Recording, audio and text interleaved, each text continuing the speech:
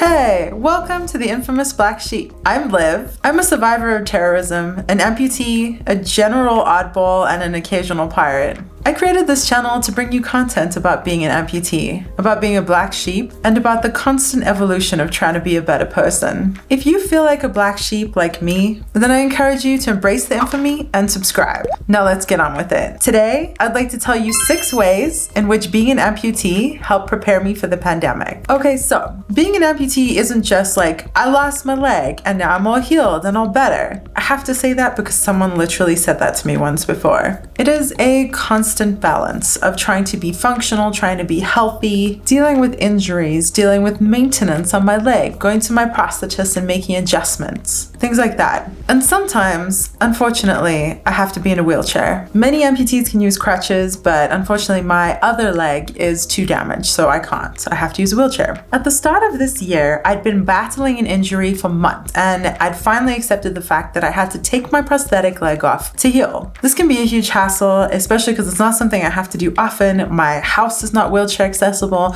My place of work is not super wheelchair accessible. So for this very rare occasion, my work decided to allow me to work remotely for 2 weeks so that I could heal. This was March 11th, and 2 days later, COVID hit Colorado in full force, and my entire company went remote. And it was then that I realized that being an amputee had prepared me for this in some very important ways. Sudden loss of independence. I lost my leg in a terrorist bombing at 16, working at my first job. I was super independent, super feisty. This was like the start of me earning my own money and doing my own thing. And then all of a sudden I was bedridden for almost a year. I had to watch everything progressing around me. My friends going to parties and work and school, and I couldn't do any of it. I couldn't even go to the bathroom by myself. It was an incredible shock to lose that much independence and freedom. So when I heard people talking about that in regard to the pandemic, I realized why I felt so familiar. I've experienced this before. I've prepared for this. It's horrible, but it's not unfamiliar. And I know that if we stick with this and take the best care of ourselves that we can, we're gonna get through it. Accept it for now and know that it'll change. With time, we're gonna be better, we're gonna get stronger, and we're gonna get through this. Part of dealing with this is just focusing on the things that I can do and not what I can't, and knowing that this isn't permanent. There are going to be so many adventures in our futures. I know that since I was injured, I've had many adventures, but it took a long time to heal. And that's what we're doing now. Adjusting to new limitations. Becoming an amputee is a huge challenge, and it's not just in the fact that you've lost a limb, but you have to relearn everything that you took for granted. In my case, so much of my body was shattered and burnt and beaten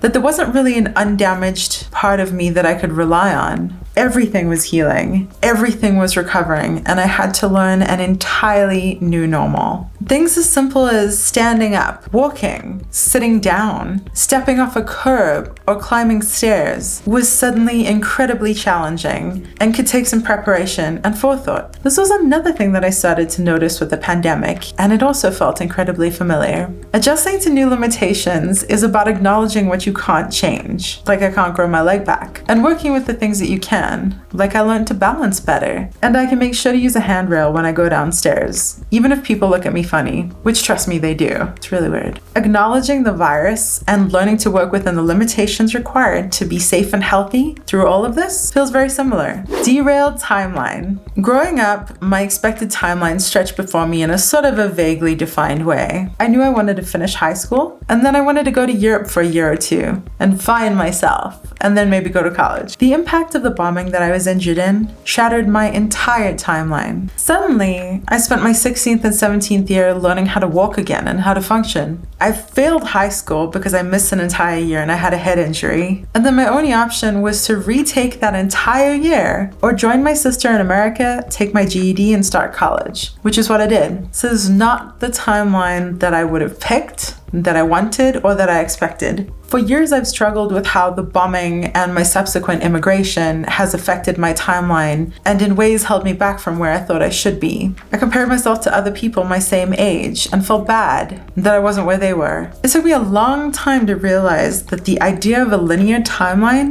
is a fantasy. It's imagined, it's unrealistic, and most people don't have it. I certainly didn't, and it's okay. I see the same truth echoed in every kid struggling through school during the pandemic now. Every person whose career is suffering or whose livelihood has been entirely destroyed. I remind myself that none of our timelines are linear. It's okay to be at a point that you didn't expect, and at a time that you didn't expect. This is the reality. It's a predictable timeline that's a fantasy. This feels like such an unexpected hiccup in this generation, and yet the occurrence of something like this is not new. The 1918 epidemic and myriads of other viruses that derailed the timeline of so many people, the Holocaust, and so many other historical atrocities, no one gets a linear timeline, and if they do, that's the unusual thing. So many of us might spend a year being more socially distant, wearing masks and being careful. I spent a year in bed. I've been there. It's gonna be okay. The fact that we have to deal with this means that we're like most other generations now, right? But we have so much more available to us, which brings me to my next point, self-care prep. For me, this one is huge. Self-care prep is well you taking care of sick you. To some, self-care might be taking a bath, doing your nails, fixing yourself a nice meal. Self-care prep is doing the stuff in advance for those times in which you're not going to be able to do it. Most people do this to some degree. Meal prep on a Sunday, doing your laundry ahead of a busy week, or laying out your clothes for the morning. As an amputee, I do self-care prep all the time. I have the luxury that I often get a bit of a heads up when my leg isn't going to be doing well. So I can start some of my self-care prep while I can still stand on 2 feet. Because I know that certain things are going to be much more difficult when I'm in a wheelchair, and I'm going to be far more sensitive to those things at the same time. I make sure to have all the food I need, my laundry completely done, toiletries available. If there's anything broken or damaged around my house, I try to make sure to fix that. If there's any clutter in the way of my wheelchair, I try to fix that. I make sure to clean more because I know it's going to be harder in the wheelchair, and I make sure to make things more accessible and that I have everything that I need on hand and I don't have to go digging. When the virus hit Colorado, I had already done my self-care prep for my off-leg wheelchair time. I had food, extra toilet paper, entertainment, and projects. And beyond that, it felt very natural to me to look into how I could self-care prep in regards to the pandemic. I gathered all the medicine in my house that would be appropriate for the virus, and I placed them in one sort of grab-and-go COVID bag. My husband and I discussed that if one of us gets sick, that person gets the bedroom, they grab the bag, they get the bedroom, that bathroom, and then the healthy person gets the couch. Granted, that's if only one of us gets sick, but regardless, self-care prep makes me feel good. It makes me feel prepared for something that's very hard to prepare for, the unknown. And when I'm hurt or injured, it makes me feel extra loved to know that I took care of myself, and it makes me feel independent too. Which brings me to my next point, attitude adjustments. This is basically self-care prep, but it's present tense. It's working out what's making you feel bad in the moment and doing something to adjust it. When I first became an amputee, this manifested most in feelings of dependence and helplessness. And I dealt with this by being adamantly independent. I wanted to do everything that I possibly could by myself, kind of like a toddler learning their independence. It feels good and it's necessary. And I feel this still today. When I'm upright on 2 legs, many people don't seem to notice my challenges. They don't even know that I'm an amputee sometimes. But when I'm in a wheelchair and I have one leg dangling, they can get really awkward. All of a sudden, they're stumbling to open doors for me or to help me out carrying things. It's very kind and it makes me furious at the same time. It makes me feel debilitated and weak and helpless, like it did when I first became an amputee. It makes me feel disabled and I don't like that. So when I'm in a wheelchair, I do certain things to make myself feel extra powerful. I pride myself on being very fast, faster than someone who's walking. I open doors with force and I wear knee pads so that if for any reason I have to hop out of the wheelchair and carry it over a step or something like that, I can do that. I don't have to ask anyone for anything. I don't have to rely on anyone. I don't have to ask for help and I don't have to feel weak. This is a very important attitude adjustment for me. When the pandemic fully hit Colorado, I was already in that mindset of dealing with the attitude adjustment of being in a wheelchair, feeling helpless and trying to counteract that. So when COVID hit, that attitude adjustment confidence sort of just naturally extended to that. I find that being clean, perfumed, and putting on makeup makes me feel good. It makes me feel like I've cared for myself, and it truly helps brighten my mood, even if I'm not going anywhere. Being outdoors is very important to me. I'm not a go camping kind of outdoorsy person. I just like the fresh air. I have a little cement block of a backyard, so the first thing I did was clean it up, make it nice, so that I could sit out there on my lunch breaks. Feeling like I'm able to go outdoors safely, at least to that degree, makes me feel good. Being playful and trying new things helps my mood. So I've taken up hula hooping as a pandemic skill, and I'm super hooked. It's really, really fun. And doing something playful like that helps with my attitude adjustment too.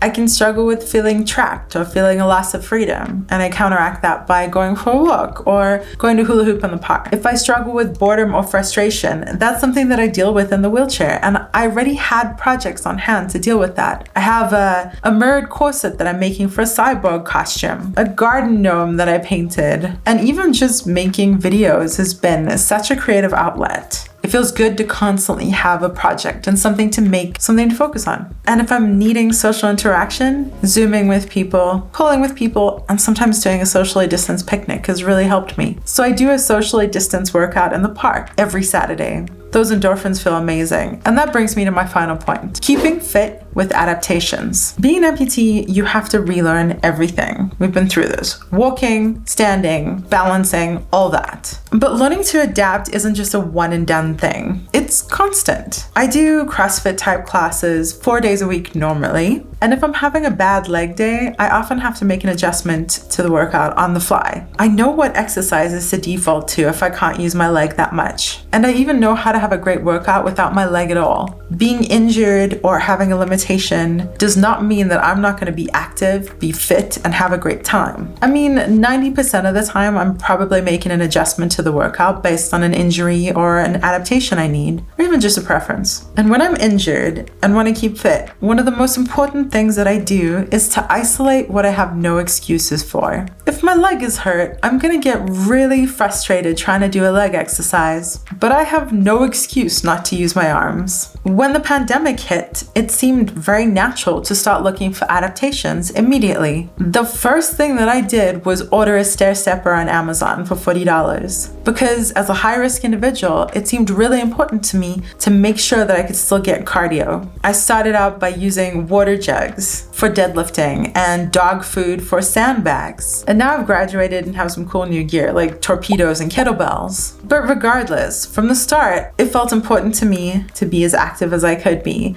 And since the pandemic hit, I have worked out 6 days a week at minimum. I feel fitter than I have before. Granted, I'm using the time that I would have been commuting to work out, and I know I'm really fortunate to be able to do that, but all in all, I have no excuse to not keep fit, even with adaptations. And I know that's really good for me. So now it's your turn. What are the things that you've been doing that have made this pandemic better for you? Are there things in your life and your history that you feel have prepared you for this? Are there things that you feel have been extra challenging just for you? Do you have anything that you would add to this list? Are you an amputee too? Are you not an amputee and you feel like you can agree with a lot of these? Now that you've heard mine, I'd love to hear your thoughts and I hope you share them. If you found this video helpful, interesting, or informative, I would love it if you let me know by giving it a thumbs up. Or a thumbs down if you have to, but either way, thank you so much for watching. Don't forget to embrace the infamy and subscribe. Until next time, bye!